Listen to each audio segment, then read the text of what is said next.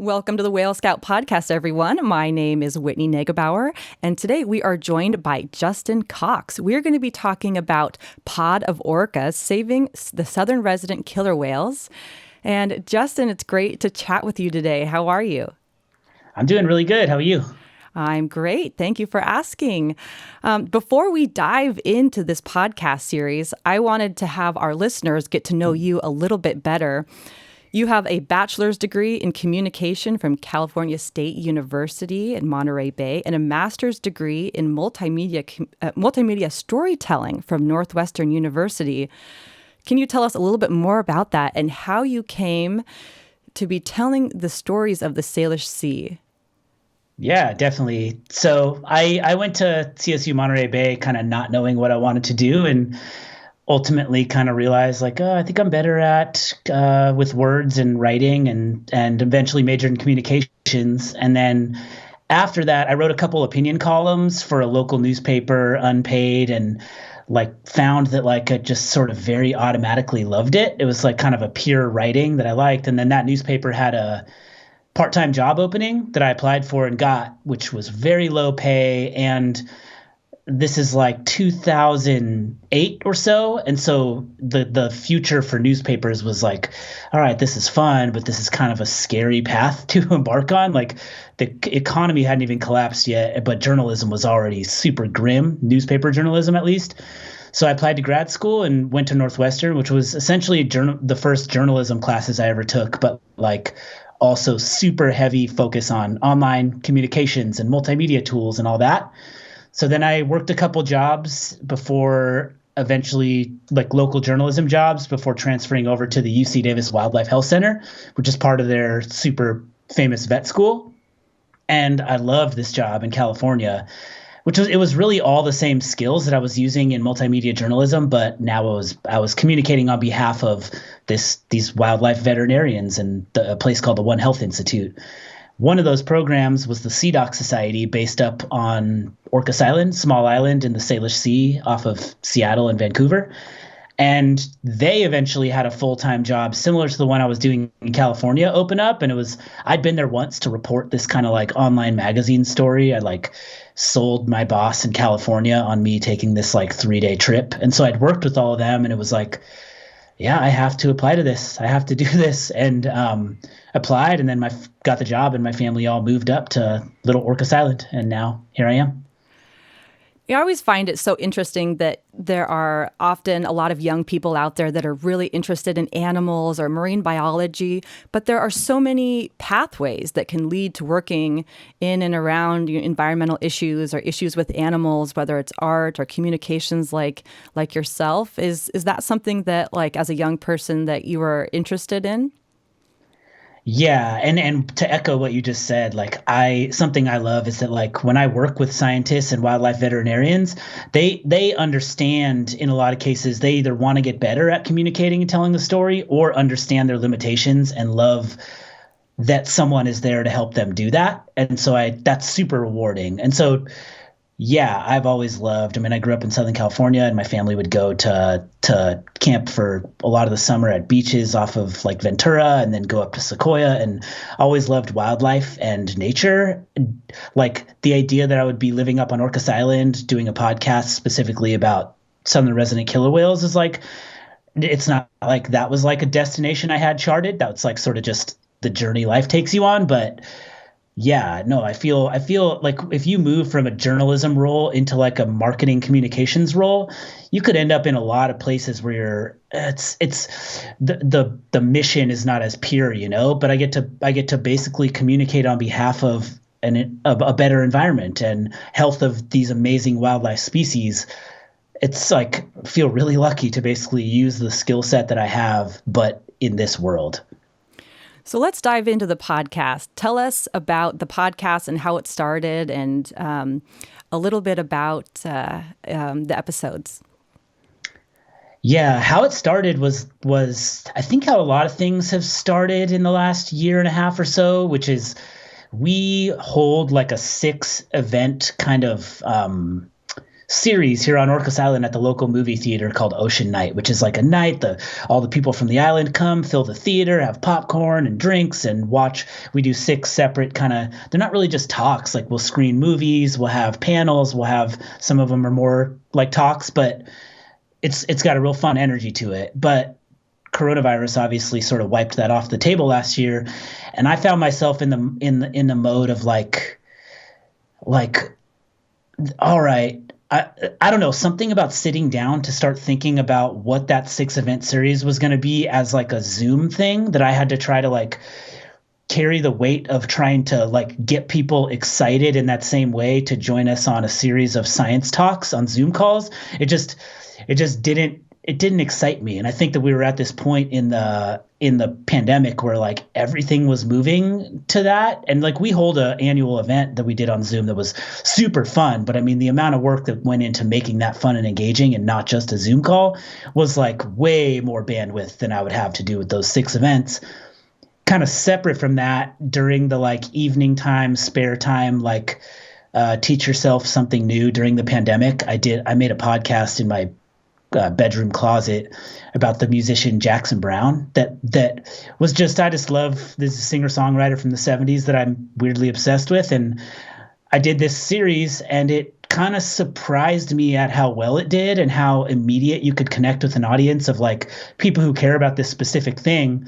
And so I went to our science director one day, sitting around a fire in his backyard, and just said, what about this instead of Ocean Night? What if we go in on killer whales and like just do this in its place? And we talked it out, kind of mapped out what the podcast would be, which I can describe again in a minute. But that was kind of how it was born. And then from there, it kind of took on its own life.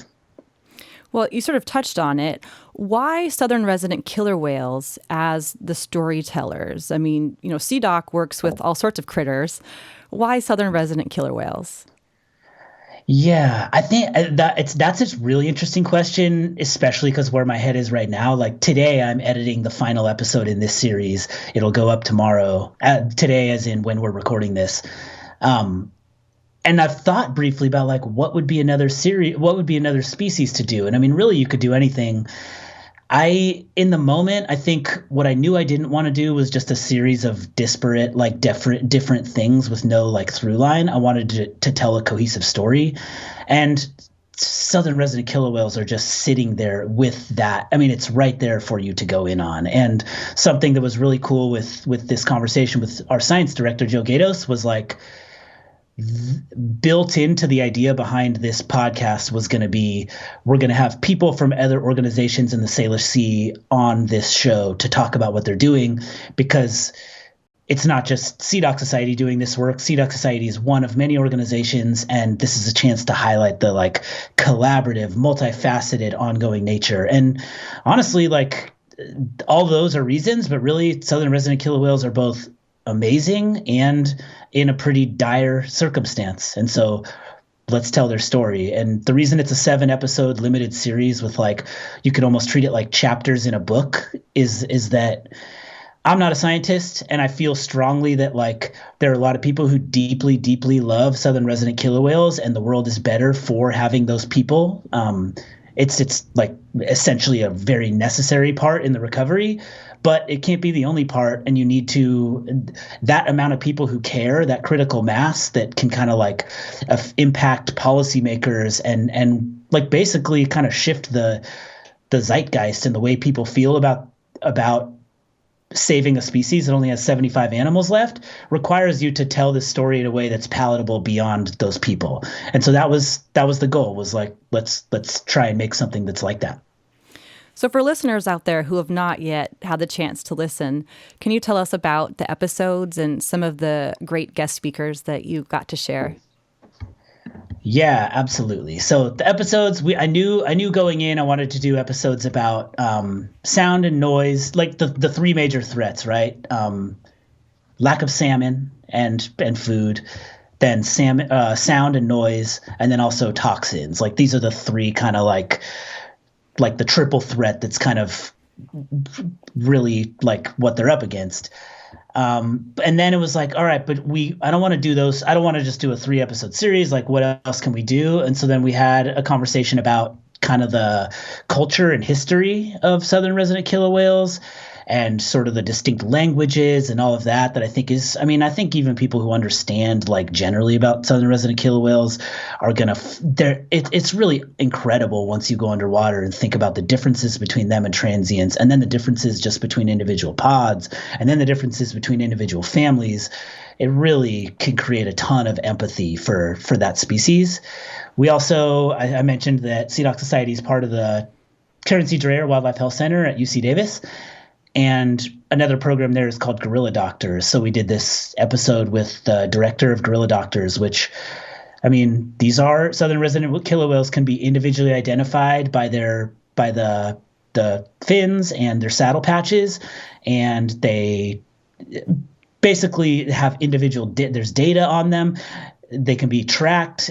This is also true about gorillas up in Uganda, Rwanda, and the Democratic Republic of Congo, and the work that Gorilla Doctors is doing. So there's all these parallels so it kind of allowed us to talk about some stuff that's a little more abstract and less about just their specific threats, but can kind of, weirdly, it's a success story that you could look at and think, in a situation like this where there's only 75 whales and a rising population in this area and not necessarily much movement on the removal of dams and increase of salmon, it's very powerful to look at a success story like that and kind of help inspire hope, but also see what a path forward might look like.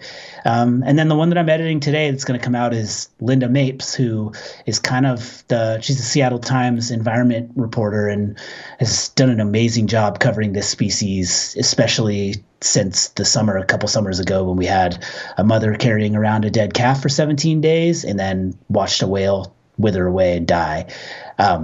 So that's a chance to kind of, I mean, that I'm really excited to share that episode. I think if someone was to check out Pod of Orcas, I think you could even start with that last one because it's kind of a good overview. The first episode is too, but I don't know. I consider her sort of like the narrator of this thing that's playing out in front of us. Were there any episodes or speakers that you interviewed that surprised you, or any specific highlights that you just really want to share to pull the listeners in? So we talked to a man named Jason Colby who wrote a book called Orca, and his story is that his dad was basically one of the people pulling whales out of the water in the time when, like, at the ascent of SeaWorld, and basically once we learned, like, oh, these animals are not like they're called killer whales. These are not like things to be afraid of. These are things to be essentially monetized. And he's a historian who also has the personal kind of story to tell. And it's really, really, really affecting. I mean, you have scenes in this book that he talks about in the podcast that, like, you're basically standing with a person who did a whale capture, and he's standing at a tank looking at the same whale that he was a part of his capture, and contemplating all of the emotions that go into that. Because, I mean, the way Jason tells this story is loaded with nuance that I think is important to think about with this. Like, if we didn't go from thinking killer whales were just killers to be afraid of to cute things that could be trained just naturally, like, there's kind of a murky, not super cozy story that goes into how that happened. And a lot of the reason we love them now is connected to that story. And I don't know, I think that one with Jason Colby, and then a conversation about salmon with Cecilia Gobin, who's a Tulalip tribal member, and who works in this whole, basically works in salmon restoration. These are two people who can speak to these issues, like, from a personal side of things, but also from a kind of management and historical side of things. And they both were the kind of thing, like, honestly, when I'm sitting at the editing bay, like, making these episodes, that I was like feeling emotions about conversations I'd already had. So I definitely recommend those two. Yeah, absolutely. And I also really enjoyed the episode with Peter Ross when you're talking about toxins and different chemicals that are affecting the southern resident killer whales. I think that's an issue that doesn't always get as much attention as the others. And I think we really need to be keeping that in our focus as well. I completely agree with you. And that was one that I was like, there's a little bit of like, I'll be completely honest with this. Like, I feel confident in my ability to talk about this species. It's a big part of what SeaDoc's Society does. But as the communications person and not the scientist, in a lot of cases, I'm asking more questions than I am like positing my opinion on things or my expertise. And so with the Peter Ross one about toxins, that one, like you just said, I think it's a little bit ignored because it's a little bit more complicated and kind of hard to make immediately appealing. But he blew me away with like, you basically serve him up these questions about how this all works. And next thing you know, he's talking about like accumulated, like basically how if you have toxins moving up the food chain, ending up at killer whales that live at the top, and then holding toxins in their body that are not metabolized until they're metabolizing blubber, but they are not metabolizing blubber until they don't have enough food. So then when there's not enough salmon, they are being impacted by the toxins. And so now it's like this added threat. And then also they're passing down a lot of fat when they feed their babies, a calf. So a calf doesn't just start with a clean slate if it's the firstborn from a mother. Like years of accumulated toxins are being passed down. That takes you from a conversation about like contaminants and toxins to like something you can feel that, a human being can really relate with that. And I think that's not a stretch to make when you have conversations about southern resident killer whales. It was like a recurring thing. Like, my God, this is just so easy to identify with. I don't have to make myself some animal I don't understand. Like, I feel this as just the person I am. Right. I think you asked a follow-up in that episode about, well, wait a minute, what about people? Are people passing contaminants through milk, through nursing your young? And, as a mother, I sort of like feel that too. And it's easy to connect even with something as abstract and you can't even see like contaminants. Yeah, it's intense. Yeah.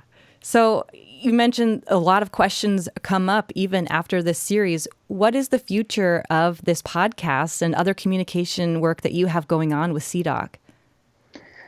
As far as the podcast specifically, I think what I told myself, because I like built into doing this instead of hosting a speaker series with 6 speakers, was that it's not just bring 6 speakers to the island, it's me have 6-7 conversations as well. And so like I've told myself, don't think specifically about that until this last one goes up, and then shift into that. But so I have like, I know that this feed exists with a subscriber base of people that care about this topic, and I think it's a super valuable tool, much like what you're doing with Whale Scout. It's, I think, super valuable, and so it's possible that this feed can be used in the future to pop up with. We know that this story is going to be playing out for a while. We have this story about Southern residents about a week ago that was like kind of uniquely optimistic, and then there's going to be the stories that are sad. We know this is, and then there's going to be all the politics and things that play out. And I think it is a valuable platform to have some of those conversations, but it also could be the kind of thing that we do. Like you said, we're not just doing southern resident killer whale work. We're basically working to conserve and heal the Salish Sea through science. That's what SeaDoc's Society stands for, Sea Doctors. And, the idea that this will just be a thread about killer whales, I'm not entirely sure, but I'm excited to think about it, because it also plays into where the world is going to go with COVID and whether we're gathering indoors and stuff come a year from now. Not totally sure, but I'm really excited that we've done it, and I'm excited about the future potential of it. Yeah, that is really exciting. Is there anything that you'd like to share that we didn't get to touch on today? So like I just said, like SeaDoc's Society, this was a chance to like tell a story about southern resident killer whales, and kind of the way I think of it is like, imagine it like a 7-chapter book, a 7-chapter audio book that's like, we're trying to give you this series wasn't designed to go on forever. It's like a book you could pick up or something you could pass on to someone who might vaguely know or might be inclined to care about this subject matter or this ecosystem and environment, but doesn't quite know or hasn't been really activated to care. We have a former board member at SeaDoc's Society named Gary Davis, who has talked to our science director Joe Gatos a lot, and this is kind of permeates everything SeaDoc's Society does, is that like in order to protect something, you first need to know what it is, and then you need to connect with it. So if someone doesn't know that there's a separate species of killer whales or population of killer whales that is down to 75, it's a non-starter, right? The idea of doing anything about them it's not even on the table. So that's step one, is to get to know. And then if you can build a connection, which is a lot of what the goal of this podcast was to do, was like basically build the connection, like create a situation where someone cares. And if you care about southern resident killer whales, I think you're going to find your way toward caring about the environment they live in, because that's the entirety of what their survival depends on. And now you've activated a person that you've connected them with this place, and now they're in a position to protect it. You're not just pushing things uphill all the time. You have momentum on your side. And so SeaDoc's Society is doing, you can find SeaDoc's Society's work at SeaDocSociety.org. We have a newsletter there. We're a nonprofit based on Orcas Island and funding science and doing it ourselves. And then we have a education program that we're putting into 5th grade classes in schools throughout the Salish Sea as well. So all kinds of stuff going on. And share with us again, where can people listen to the podcast? So you can search any podcast app just search Pod of Orcas. It's also at SeaDocSociety.org/Pod of Orcas, PODOFORCAS. That was probably obvious. Well, thank you so much for sharing with us today. And it was great to chat. As always, if you like this podcast episode, please go up, like, and subscribe on YouTube. We are on video. We also are audio only on iTunes. For more about Whale Scout, visit whalescout.org. Thank you so much for listening today.